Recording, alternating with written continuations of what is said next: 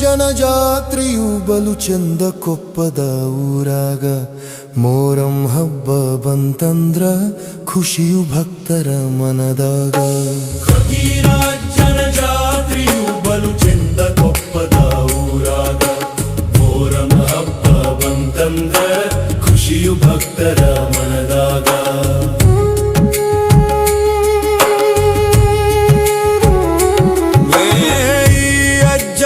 ಜಾತ್ರೆಯು ಪ್ರಸಿದ್ಧಿ ಪಡೆದೈತಿ ನಾಡಾಗ, ಭಕ್ತಿಯ ಪರಂಪರೆಗೆ ಹೆಸರು ಆಗೈತಿ ಜಗದಾಗ.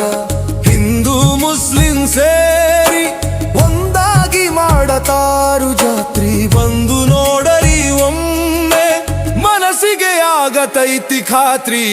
ಫಕೀರ ಜನಜಾತ್ರೆಯು ಬಲು ಚಂದ ಕೊಪ್ಪದ ಊರಾಗ ಮೋರಂ ಹಬ್ಬ ಬಂತಂದ್ರ ಖುಷಿಯು ಭಕ್ತರ ಮನದಾಗ.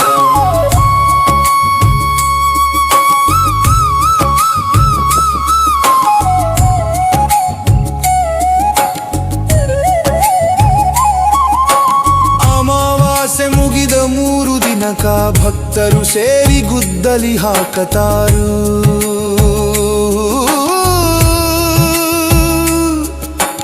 5 ದಿನಕ ದೇವರು ಕುಂತು ಗಂಧ ಏರಿಸಿ ಕತ್ತಲ ರಾತ್ರಿ ಮಾಡತಾರು. ಭಕ್ತರು ಗುಡಿಗೆ ಬಂದು ಭಕ್ತಿಯಿಂದ ಫಕೀರರು ಆಗತಾರು. ಕತ್ತಲ ರಾತ್ರಿ ದಿನದಂದು ಭಕ್ತರು ಬೆಳತನಕಾರಿ ವಾಯತ್ ಪದವು ಹಾಡತಾರು. ಫಕೀರ ಜನಜಾತ್ರೆಯು ಬಲು ಚಂದ ಕೊಪ್ಪದ ಊರಾಗ ಮೋರಂ ಹಬ್ಬ ಬಂತಂದ್ರ ಖುಷಿಯು ಭಕ್ತರ ಮನಗಾಗ.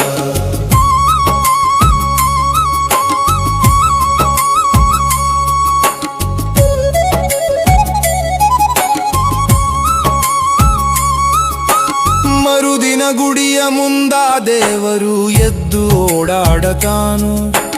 ಅದಕ್ಕೂ ಮೊದಲೇ ಫಕೀರೀಶ ಬಸವ ಮಾರುತಿಗೆ ಭೇಟಿ ನೀಡತಾನು. ಭೇದ ಭಾವ ಮರೆತು ಅಜ್ಜನು ಭಕ್ತರನು ಕೊಂಡಕ ಕರೆದು ತರತಾನು. ಹೂವಿನಂತ ನೊಗವು ಮುಟ್ಟಿಸಿ ಕೈಗೆ ಪ್ರಸಾದವ ನೀಡತಾನು.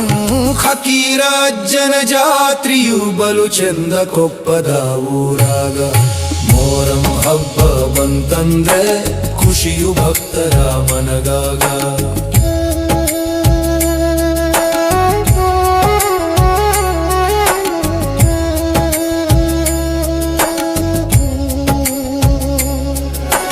ಕೊನೆಯ ದಿನ ದೇವರು 2 ಸಲ ಎದ್ದು ಬರತಾನು.